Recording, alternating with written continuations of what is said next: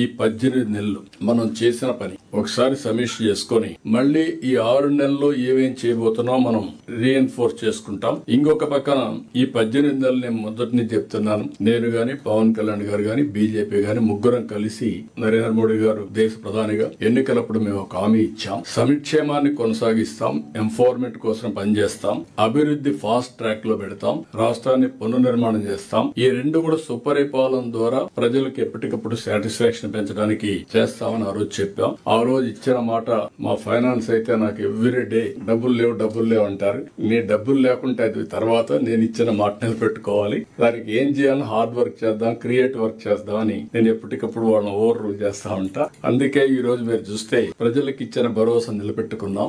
Super 6 ని super hit చేశాం. 1 year లోనే చేయగలిగాం, ముందుకెళ్ళాం.